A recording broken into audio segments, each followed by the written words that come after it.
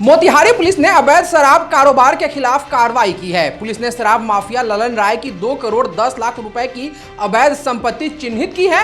Police अधीक्षक स्वर्ण प्रभात ने सोमवार को यह जानकारी दी। मिली जानकारी के मुताबिक ललन राय के खिलाफ कई मामले दर्ज हैं। जांच में पाया गया कि उसकी संपत्ति अपराध से अर्जित की गई है। इस संपत्ति को जब्त करने का प्रस्ताव न्यायालय को भेजा गया। कोर्ट की मंजूरी मिलते ही संपत्ति जब्त कर ली जाएगी। आपको बता दें कि पूर्वी चंपारण के चिरैया थाना क्षेत्र के सबगढ़ा गांव निवासी ललन राय को गिरफ्तार कर लिया गया है। उसके खिलाफ 12 से अधिक मुकदमे दर्ज हैं। अधिकतर मामले शराब तस्करी से जुड़े हैं। बताया जा रहा है कि ललन राय का भाई गुड्डू राय भी सक्रिय शराब माफिया है। पुलिस ने उस पर 35,000 रुपए का इनाम घोषित किया है और गुड्डू की गिरफ्तारी के लिए छापेमारी जारी है। पूर्वी चंपारण पुलिस शराब तस्करों और अपराधियों पर लगातार कार्रवाई कर रही है। एसपी स्वर्ण प्रभात के नेतृत्व में कई अपराधियों की संपत्तियां जब्त की जा चुकी है। पुलिस का कहना है कि अवैध संपत्ति जब्त कर अपराध नेटवर्क को कमजोर किया जाएगा। मोतिहारी जिले का कुख्यात शराब माफिया और कुख्यात अपराधी ललन राय, जो कि चिरैया थाना का रहने वाला है, इसके संपत्ति की जब्ती के लिए माननीय न्यायालय में प्रस्ताव समर्पित किया गया है। चिरैया थाना के द्वारा कुल इसकी 2 करोड़ 10 लाख रुपए की संपत्ति चिन्हित की गई है, जो इसने अपराध से अर्जित की है। इसमें इसके कई आवासीय मकान हैं और कई बीघा जमीन भी है। इन सभी की जब्ती के लिए रजिस्ट्रार, सीओ सभी जगह से आवेदन लेकर और इस संपत्ति का आकलन करके, जो कि करीब 2 करोड़ 10 लाख के करीब होता है, और इसकी जब्ती के लिए माननीय न्यायालय में जो है वो आवेदन समर्पित किया गया है। ये जो अपराधी है ये 2016 से लगातार अपराध करते रहा है और पिछले 10 साल में करीब इस पर 1 दर्जन से भी अधिक केस दर्ज किए गए हैं। इसमें से कई शराब के भी कांड हैं, कई मारपीट और गोली चलाने के भी अपराध हैं। ये लगातार अपराध की दुनिया में सक्रिय रहा है और इसकी गिरफ्तारी के लिए पुलिस के द्वारा जो है वो 35,000 का इनाम की भी घोषणा की गई है और इसकी सारी संपत्ति जब्त करने के लिए जो है माननीय न्यायालय में अधियाचना दिया। राष्ट्रीय जनता दल द्वारा संविधान शिल्पी भारत रत्न बाबा साहेब भीमराव अंबेडकर के कथित अपमान के खिलाफ आज भाजपा अनुसूचित जाति मोर्चा द्वारा मोतिहारी के कचहरी चौक पर अनुसूचित जाति मोर्चा के जिलाध्यक्ष विजय राम की अध्यक्षता में 1 दिवसीय धरना दिया, जिसमें बिहार सरकार के गन्ना उद्योग मंत्री कृष्णनंदन पासवान सहित सैकड़ों भाजपा नेताओं व कार्यकर्ताओं ने भाग लिया और लालू फैमिली के खिलाफ जमकर भड़ास निकाली और उनके खिलाफ जमकर नारेबाजी की। धरना को संबोधित करते हुए गन्ना उद्योग मंत्री बिहार सरकार कृष्णनंदन पासवान ने कहा कि बाबा साहब का सम्मान पूरी दुनिया करती है और लालू यादव ने उनका अपमान किया है। इस कुकृत्य का बदला दलित समाज जरूर लेगा। उन्होंने कहा कि 11 जून की घटना ऐसी घटना है जिसको दलित समाज कभी भूलने वाला नहीं है। लालू प्रसाद यादव जी अपना जन्मदिन मना रहे थे। उन्हीं का पार्टी का एक दलित कार्यकर्ता बाबा साहब भीमराव अंबेडकर का फोटो ले जाकर वो गिफ्ट करना चाहे। लालू यादव गिफ्ट फोटो देकर बाबा साहब का भड़क गए और अपने कार्यकर्ता के हाथ से छीनकर उस फोटो को अपने पैर के नीचे दबा दिया। तो यह घोर उन्होंने अन्याय किया, पाप किया।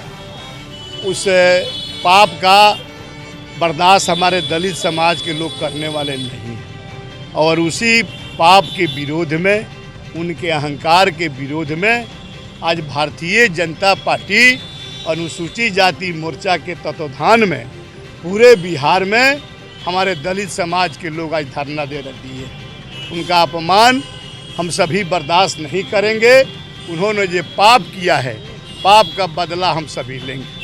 मोतिहारी चेंबर ऑफ कॉमर्स का अर्धवार्षिक आम सभा सह बुजुर्ग व्यवसायी सम्मान समारोह का आयोजन छोटा बरियारपुर स्थित होटल रैमसन प्लाजा के वातानुकूलित सभागार में 2 सत्रों में संपन्न हुआ। प्रथम सत्र में अध्यक्ष अंगद सिंह के संबोधन के पश्चात महासचिव आलोक कुमार ने चेंबर का प्रतिवेदन पढ़ा। कोषाध्यक्ष अभिषेक लोहिया ने आय व्यय का ब्यौरा दिया। तत्पश्चात सभा में आए सभी सदस्यों के विचार तथा व्यवसायियों के समस्याओं को लिया गया। सभा के मुख्य सत्र का उद्घाटन पूर्व केंद्रीय किसान एवं कृषि कल्याण मंत्री सह स्थानीय सांसद राधा मोहन सिंह, नगर विधायक सह पूर्व मंत्री बिहार सरकार Pramod Kumar, Bihar chamber of commerce एवं इंडस्ट्रीज के अध्यक्ष Subhash Patwari, north Bihar chamber of commerce एवं इंडस्ट्रीज के अध्यक्ष एवं लघु उद्योग भारती के प्रदेश अध्यक्ष श्याम भीमसरिया, मोतिहारी चेंबर के अध्यक्ष अंगद सिंह और महासचिव आलोक कुमार ने संयुक्त रूप से दीप प्रज्वलित कर किया। तत्पश्चात चेंबर के पूर्व अध्यक्ष सुधीर अग्रवाल के द्वारा मोतिहारी चेंबर के पिछले 26 वर्षों के मुख्य कार्यकलाप एवं इतिहास को प्रस्तुत किया गया। जिले के वैसे प्रतिष्ठान जो 50 वर्ष या उससे ज्यादा वर्ष से स्थापित हैं उनके प्रतिनिधि या उनके प्रोप्राइटर को चैम्बर द्वारा अंग वस्त्र, मोमेंटो, प्रशस्ति पत्र और पुष्प गुच्छ देकर सम्मानित किया गया, जिसमें मेसर्स परिधान, मेसर्स युगांतर प्रेस, मेसर्स कुंडल प्रसाद एवं सन्स, मेसर्स सूरज प्रसाद, कपिल देव प्रसाद और messrs Champaran cold storage Harsiddhi सम्मिलित थे। सभा को संबोधित करते हुए पूर्व केंद्रीय मंत्री राधा मोहन सिंह ने लघु एवं सूक्ष्म उद्योग के बारे में विस्तृत रूप से जानकारी दी। उन्होंने यह भी बताया कि इसका फायदा व्यापारी समुदाय कैसे उठाएं। उन्होंने बताया कि निर्यात में काफी वृद्धि हुई है। उन्होंने यह भी याद दिलाया कि चेंबर की स्थापना के समय की स्थिति और आज की समय की स्थिति में बहुत अंतर है। पीएम विश्वकर्मा योजना की विशेषता और उपलब्धि के बारे में उन्होंने जानकारी दी और बताया कि आगामी महीने में गैस पाइपलाइन का शिलान्यास हो जाएगा, जिससे कि शहर वासियों को गैस की सुविधा सरल तरीके से उपलब्ध होंगे। लघु उद्योग भारती के प्रदेश अध्यक्ष श्याम भीमसरिया ने कहा कि लघु उद्योग के व्यवसायी को लोन देने में बैंकों का नकारात्मक रवैया रहता है। उन्होंने कहा कि अभी तक उद्योग विभाग में पूर्णकालीन सचिव नहीं है, बियडा में पूर्णकालीन एमडी नहीं है, अफसरशाही हावी है। मंत्री चाह कर भी उद्योग के क्षेत्र में बहुत परिवर्तन नहीं कर पा रहे हैं। उन्होंने यह भी कहा कि एमएसएमई मंत्रालय बिहार में नहीं है, सरकार को इस पर ध्यान देना चाहिए। बिहार चैम्बर के अध्यक्ष सुभाष पटवारी ने कहा कि आप सभी को कोई भी समस्या हो तो बिहार चैम्बर आपके साथ खड़ा है। मुख्य अतिथि स्थानीय विधायक प्रमोद कुमार ने भी सभा को संबोधित किया और आज के आयोजन के लिए सभी व्यापारी समुदाय को बधाई दी। उक्त कार्यक्रम का संचालन मनीष कुमार ने किया। कार्यक्रम में उप मेयर डॉक्टर लालबाबू प्रसाद, उपाध्यक्ष सुधीर गुप्ता, सुनील कुमार श्रीवास्तव, पूर्व अध्यक्ष अनुपम जायसवाल, राजीव विजडम, डॉक्टर विवेक गौरव, पूर्व महासचिव राम भजन, हेमंत कुमार, अंकुर कुमार, कार्यकारिणी सदस्य चंदू मिश्रा, अरविंद सराफ, श्याम कुमार, राजीव जायसवाल, रवि शेखर, राहुल शर्मा सहित जिले के Ghorasahan chamber of commerce, Areraj chamber of commerce, Balua व्यवसायी संघ, पेट्रोलियम एसोसिएशन, स्वर्णकार संघ, प्लाईवुड एसोसिएशन, जानपुल व्यवसायी संघ सहित सैकड़ों व्यवसायियों ने भाग लिया। धन्यवाद ज्ञापन पूर्व अध्यक्ष रवि कृष्ण लोहिया ने किया। राष्ट्रगान के साथ सभा संपन्न हुई। उक्त जानकारी महासचिव सह मीडिया प्रभारी आलोक कुमार ने दी। एक्सपर्ट न्यूज से बातचीत करते हुए मोतिहारी चैम्बर ऑफ कॉमर्स के अध्यक्ष अंगद सिंह ने इस संबंध में विस्तृत जानकारी दी। उन्होंने क्या कहा, यह आज आपको सुनना चाहिए। देखिए, आज मोतिहारी चैम्बर का अर्धवार्षिक सभा था और इस अर्धवार्षिक सभा की खासियत ये रहती है कि मोतिहारी चैम्बर ऑफ कॉमर्स हर साल में 2 ऐसे कार्यक्रम करता है जिसमें अपने सारे सदस्यों को निमंत्रण हम लोग देते हैं। एक पदस्थापन समारोह जो जनवरी में होता है और दूसरा अर्धवार्षिक सभा जो हमारा जून या जुलाई के महीने में होता है। इसमें हम अपने सारे सदस्यों को निमंत्रण देते हैं, आप आइए। और इस बार हमने क्या किया कि इस कार्यक्रम को 2 सत्र में रखा। इसलिए 2 सत्र में रखा कि प्रथम सत्र में स्पेशली डेडिकेटेड टू हमारे मेंबर्स, टू आवर मेंबर्स था कि वो आए और अपनी बातों को रखें। लोगों को ये कहने का मौका नहीं मिले कि चैम्बर में हमें बोलने का मौका नहीं मिलता, अपनी बात रखने का मौका नहीं मिलता है। इसलिए प्रथम सत्र में हम लोगों ने व्यवसायियों को बोलने का मौका दिया, उनकी बातों को हम लोगों ने सुना, नोट किया। और जैसा कि चैम्बर ऑफ कॉमर्स करता है, एक प्लेटफॉर्म हम प्रदान करते हैं व्यवसायी और प्रशासन के बीच में, और व्यवसायियों की हम आवाज़ बनते हैं। उनकी आवाज़ को लेकर हम बुलंदी से शासन और प्रशासन के पास जाते हैं, अपनी बात को रखते हैं और उनके काम को करवाते हैं। और इसी कड़ी में आज हमारे पास कुछ जो भी मुद्दे आए हैं उसको हम रखेंगे। और दूसरे सत्र में सम्मान समारोह बुजुर्ग व्यवसायियों का, जिले के 5 बुजुर्ग व्यवसायियों का, वैसे लोगों का आज हम लोगों ने सिर्फ नगर ही नहीं पूरे ज़िले का हमने दायरा बढ़ाया और पूरे ज़िले के व्यवसायियों पे हमने नज़र दौड़ाई और 5 ऐसे वरिष्ठ व्यवसायियों को चुना जिनका प्रतिष्ठान 50 साल से ऊपर से कार्यरत है। वैसे व्यवसायियों को हम लोगों ने चिन्हित किया, उनको सम्मानित करने का कार्य किया। और इस कार्यक्रम में स्थानीय हमारे सांसद श्री राधा मोहन सिंह जी आए, माननीय नगर विधायक प्रमोद जी आए, उत्तर बिहार चैम्बर के अध्यक्ष श्री श्याम भीमसरिया जी, बिहार चैम्बर के अध्यक्ष श्री सुभाष पटवारी जी आए। इन सब का मैं हार्दिक स्वागत और अभिनंदन करता हूं, बहुत बहुत अपना आभार व्यक्त करता हूं। और एक चीज़ मैं कहना चाहूँगा, उद्योग मंत्री भी आने वाले थे लेकिन किसी अपरिहार्य कारणों से अंतिम समय में उनका आना स्थगित हो गया, लेकिन फिर भी कार्यक्रम बहुत अच्छा रहा। और सबसे बड़ी बात ये रही कि इतनी अच्छी उपस्थिति आप लोगों ने देखी होगी कि इतनी अच्छी उपस्थिति जो है आज हुई है, इससे हमारा दिल गदगद है, मन प्रफुल्लित है। और इसके लिए मैं कार्यकारिणी के सारे सदस्यों का, सारे क्षेत्र प्रभारियों का मैं धन्यवाद दूंगा और मोतिहारी चैम्बर के सारे व्यवसायियों को भी मैं धन्यवाद दूंगा। आपने समय निकाला, आए, कार्यक्रम को सफल बनाया। धन्यवाद। ई रिक्शा चालक सम्मान समारोह का आयोजन मोतिहारी के छतौनी स्थित मयूरी ई रिक्शा के डिस्ट्रीब्यूटर मेसर्स असलम में बाइक बाजार फाइनेंस कंपनी के आरएम आलोक कुमार के द्वारा आयोजित किया गया, जहां मुख्य अतिथि के रूप में पहुंचे मोटर यान निरीक्षक यानी एमवीआई ने यातायात नियमों को विस्तार पूर्वक सभी को समझाया और कहा कि ई रिक्शा प्रदूषण मुक्त है। वह आम जन के लिए एक जगह से दूसरे जगह आने जाने में बहुत ही सरल और सुलभ है। लोग इससे जुड़कर रोजगार हासिल कर रहे हैं। युवा राजद जिला अध्यक्ष मोहम्मद असलम ने कहा कि सरकार लघु ऋण उपलब्ध कराने में असफल साबित हो रही है।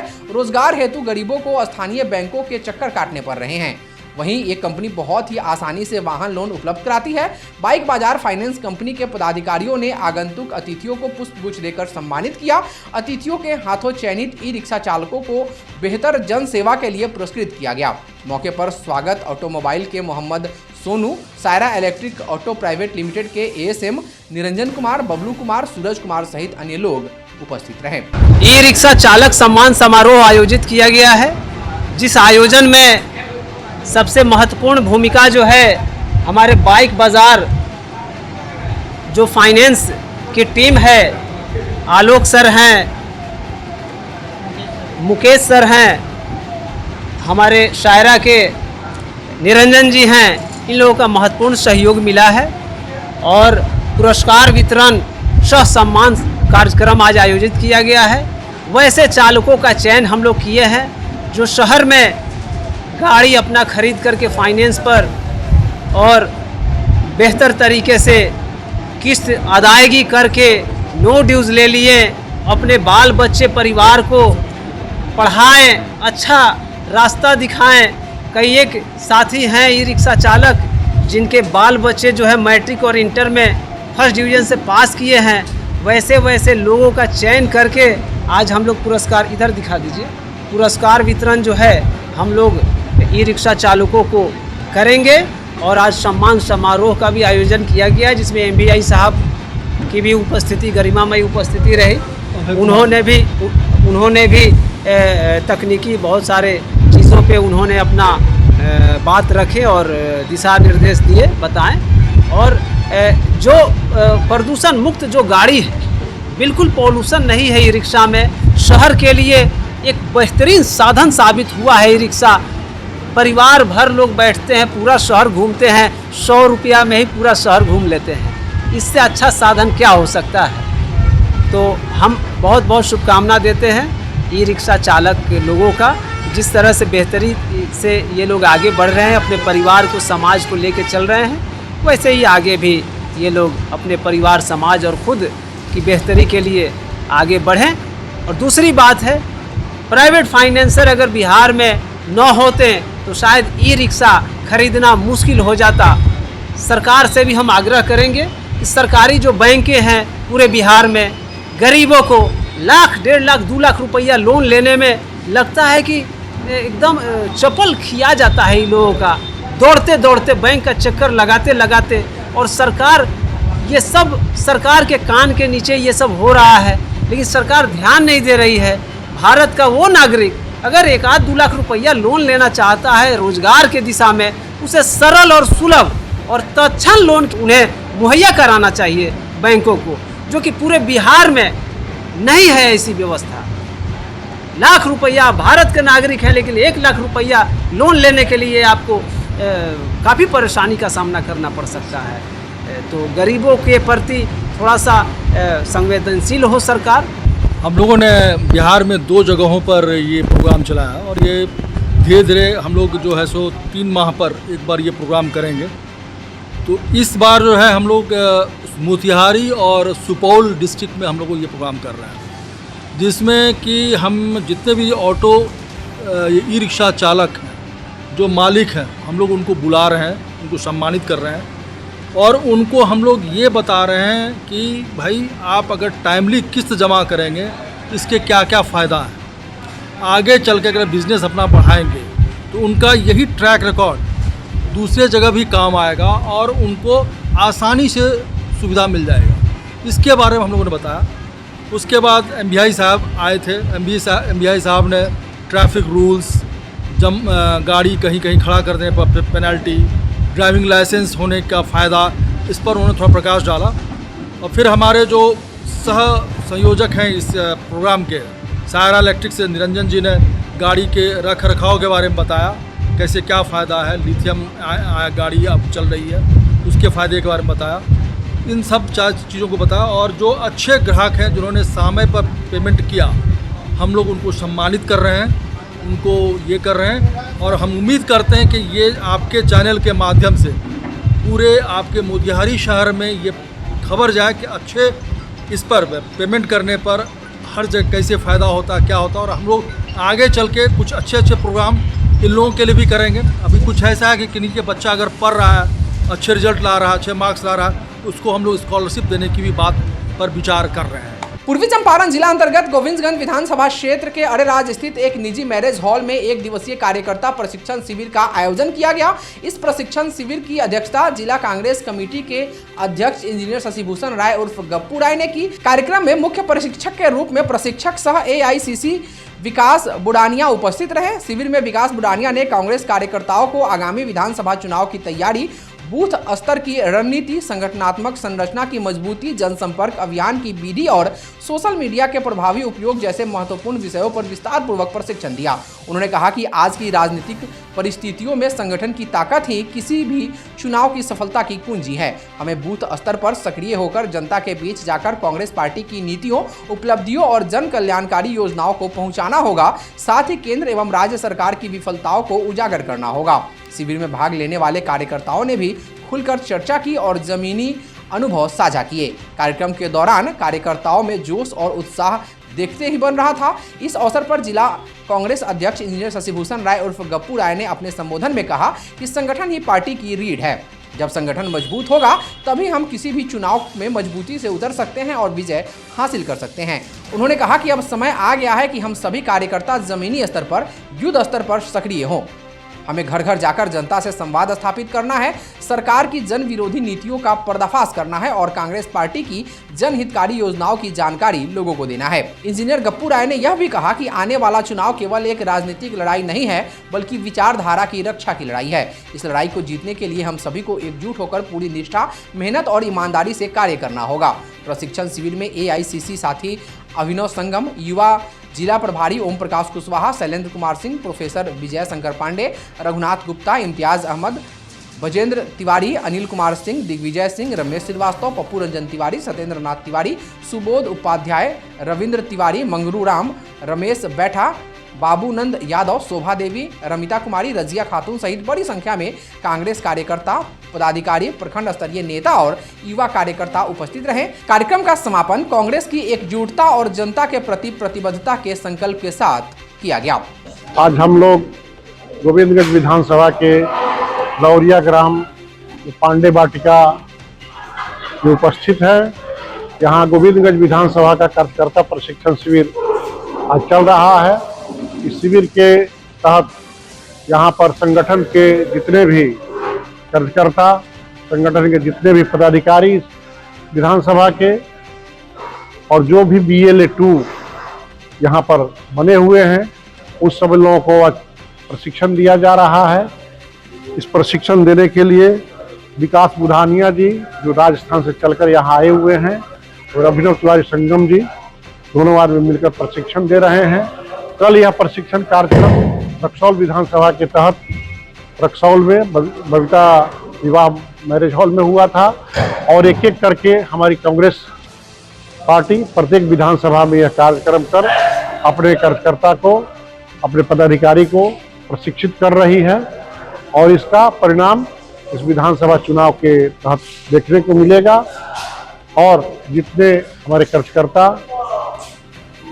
उत्साह है और जितने लगन से लोग काम को कर रहे हैं और माई बहन मान योजना जो लेकर गांव-गांव तक जा रहे हैं, इससे पूर्ण रूप से जो डबल इंजन की सरकार है उसकी फुल पट्टी खुल गई है। और इसी का हताशा का कारण है कि कल नीतीश जी ने जो विधवा पेंशन, विकलांग पेंशन और जो भी महिलाओं का जो था उसको 400 से 1100 किए हैं। मोदी जी जो हमारे राहुल जी नेता जो कह रहे थे जातीय जनगणना का, उसको भी मान गए हैं ये सरकार, डबल इंजन की सरकार जो नीतीश जी के नेतृत्व में चल रही है, ये समझ चुकी है कि अब यहाँ महागठबंधन की सरकार आने वाली है। बदलने, अभी सरकार जो वर्तमान है वो बदलेगी। इसी का हताशा का नतीजा है कि ये लोग चुनावी घोषणा पर घोषणा करते जा रहे हैं, जबकि आप देखे होंगे दिल्ली में इन्होंने जो घोषणा किया, महाराष्ट्र में जो घोषणा किया, जहां भी चुनाव के पहले इन लोगों ने घोषणा किया, वो घोषणा कहीं भी कारगर नहीं है। ये चुनावी घोषणा है और चुनाव के बाद ये मुख्यमंत्री क्या, हमारे प्रधानमंत्री जो मोदी जी हुए और जो गृह मंत्री हैं अमित शाह जी, उन्होंने कहा जो 15 लाख रुपये की जो बोले थे कि चुनाव के बाद सबके खाता में ब्लैक मनी आएगा, उसके बाद बोले कि चुनावी जुमला है।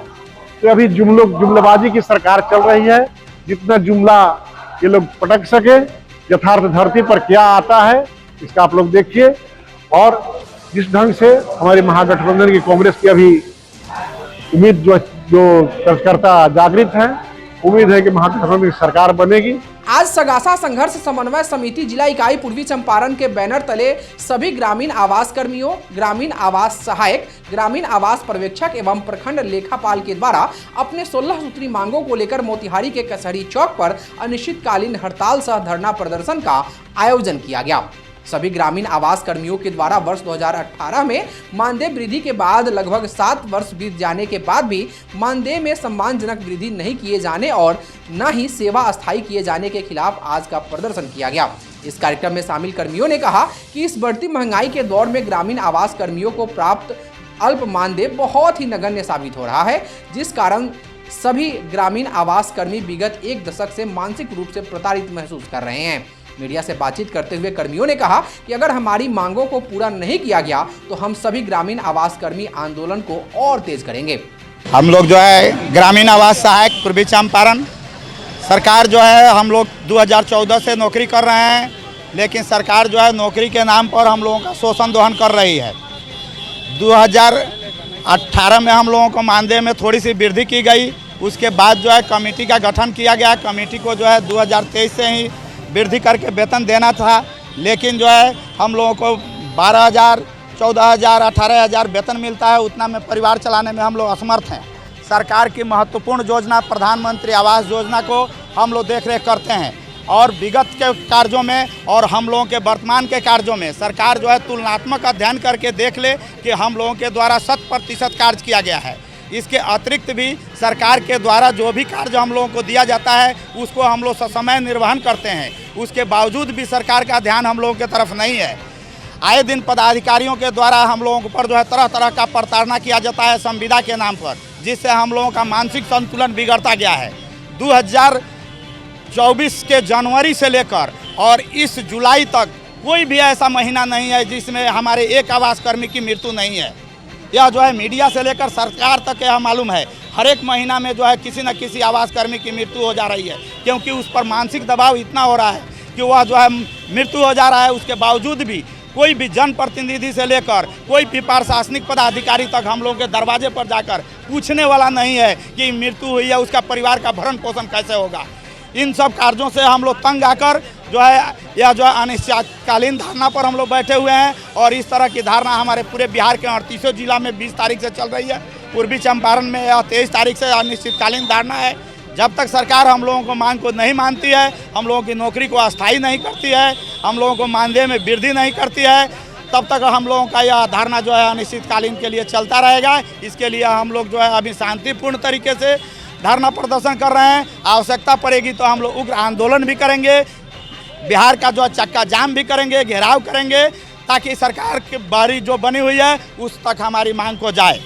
धन्यवाद। हम लोग अपने मांगों को लेकर धरना में बैठे हैं। वेतन वृद्धि, सेवा अस्थायी और अन्य 16 सूत्री मांग है, जिसको लेकर हम लोग धरना में बैठे हुए हैं। ये 2018 में हम लोग का मानदेय वृद्धि बहुत ही अल्प मात्रा में हुआ था, जिसको लेकर हम लोग बार बार विभाग से रिक्वेस्ट करते रहे, लेकिन नहीं पूरा हुआ।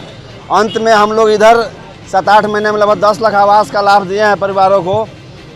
इतना फंड होने के बाद भी हम लोग का सरकार ध्यान नहीं दे रही है, जिस कारण से हम लोग ने निश्चित किया कि हम लोग अब हड़ताल पर जाएंगे और अनिश्चितकालीन हड़ताल पर जाएंगे। उसके बाद भी हमारी मांगें पूरी नहीं होती है, सम्मानजनक वेतन वृद्धि नहीं किया जाता, सेवा अस्थायी नहीं किया जाता है, तो हम लोग यहाँ पे आमरण अनशन पे बैठेंगे, घेराव करेंगे, यहाँ से लेकर सचिवालय तक का, वहाँ भी हम लोग आमरण अनशन पे बैठने के लिए तैयार हैं। हम लोगों का मांग पूरा होना चाहिए। वहीं धरना स्थल पर पहुंचे जनसुराज निर्वाचन मंडल के सदस्य सह वरिष्ठ जनसुराजी डॉक्टर मंजर नसीम ने भी इन लोगों का साथ दिया और भीषण गर्मी के बीच धरना में शामिल हुए और सरकार से इनकी मांगों को जल्द पूरा करने की मांग की। बिहार के लगभग 8,450 पंचायतों के जितने भी आवास कर्मी, पर्यवेक्षक और उनके लेखाकर्मी कार्यरत हैं, उन सब की ये पूरे बिहार में एक साथ धरना प्रदर्शन जो आप देख रहे हैं अभी मेरे पीछे, पूर्वी चंपारण ज़िले के मोतिहारी ये धरना स्थल पे अभी इस ज़िले के सभी आवास कर्मी, पर्यवेक्षक और लेखाकर्मी हमारे पीछे बैठे हैं। ये अपनी मांगों को लेकर के यहाँ पर धरना पे बैठे हुए हैं। इनकी जो मांगे हैं मैंने अभी सब देखा, इसका मूल्यांकन किया, ये सारी वाजिब मांगे हैं। आप बताओ हमें कि आज के डेट में एक आवास कर्मी को महज 12,000 रुपये 13,000 की मानदेय मिल रही है और उनको पूरी दिन निष्ठा के साथ सुबह से शाम तक काम लिया जाता है और ये एक तरह से इनका ये राजनीतिक और आर्थिक शोषण हो रहा है और किसी और के द्वारा नहीं, ये वर्तमान में जो सत्ता में बैठे लोग हैं इन्होंने ही इनका शोषण करके इन्हें मजबूर किया है ये धरना पे बैठे। और अब आप जैसे पूरे बिहार की जनता देख रही है, ये जो सत्ता है बैठे हैं लोग, इनका इकबाल अब खत्म हो चुका है। ये न सिर्फ इन्हीं ये आवास कर्मियों, लेखापाल और पर्यवेक्षक तक सीमित है, बल्कि हर डिपार्टमेंट के लोग त्रस्त हैं इनके अत्याचार से, इनके जुल्म से, इनके शोषण से। तो यहाँ की जनता कैसे खुशहाल होगी? ये सत्ताधारी चाहते नहीं हैं कि विकास बिहार के अंदर आए, लोग खुशहाल हों, लोग विकसित हों, ये नहीं चाहते हैं। और तभी तो ये जो यहाँ की विकास की जो गाथा है, विकास जिनके द्वारा लिखी जानी है, उन्हीं का शोषण हो रहा है। खुद यही बेहाल है, खुद ये अपनी मुफलिसी, अपनी मजबूरी, अपने साथ जो हो रहे अन्याय के लिए आवाज़ लगा रहे हैं। तो इनकी आवाज़ सुनने के लिए यहाँ के सत्ताधारी लोग तैयार नहीं हैं। बगल में सत्ताधारी पक्ष के लोग बैठ के वो न जाने किस बात के लिए धरना पर बैठे थे, लेकिन उनको थोड़ा देर समय निकाल के इनकी बात सुनने का भी ज़रा भी उनके दिल में मरौवत नहीं थी। ये इतने निरंकुश और अत्याचारी लोग हैं। तो मैं डॉक्टर मंजर नसीम जनसुराज पार्टी का एक सिपाही हूँ। मुझे जैसे पता चला कि ये सभी सहायक लेखापाल और पर्यवेक्षक धरना पे बैठे हैं, इनकी वाजिब मांगों को लेकर के मैं इनकी आवाज़ बंद करके यहाँ आया हूँ और मैं यहाँ के जो डीडीसी महोदय उनसे अभी डिमांड कर रहा हूँ कि अपनी तुगलकी फरमान जारी न करें और इनके साथ अन्याय न करें। इनकी बातों को गौर से सुने, ध्यान दें। ये हमारे विकास के सारथी हैं, ये बिहार के विकास के सारथी हैं। जो विकास कागज़ों में दिखता है, अगर इन्हीं का शोषण हो रहा है तो विकास का माने क्या है? तो ये इनका मैंने अभी देखा, ये हर जगह से वाजिब तरीके से इन्होंने अपना संशोधित एक मानदेय का डिमांड रखा है। जो आवास कर्मी हैं उनको कम से कम 53,000 रुपये मासिक मानदेय होनी चाहिए। जो लेखापाल हैं उनके 72,000 मासिक मानदेय होनी चाहिए और जो पर्यवेक्षक हैं उनके कम से कम 88,000 आज के डेट में मासिक मानदेय होनी ही चाहिए। तो ये बात है। और जैसा मैंने कहा कि इस सरकार का इकबाल खत्म हो रहा है।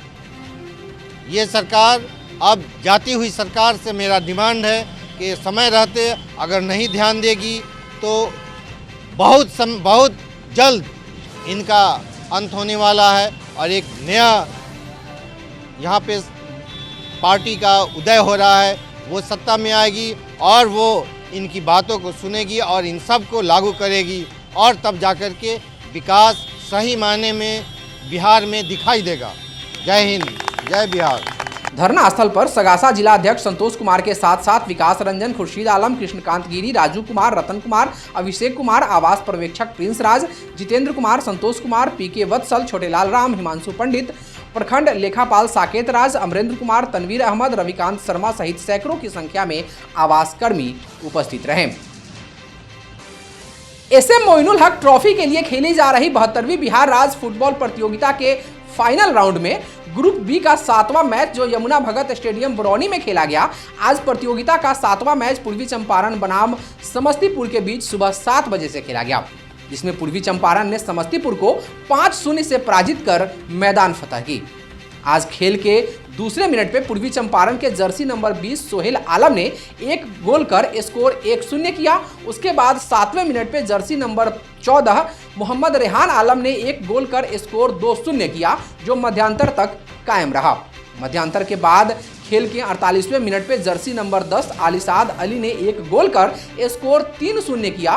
फिर 57वें मिनट पे जर्सी नंबर 20 सोहेल आलम ने अपना दूसरा गोल कर स्कोर 4-0 कर दिया।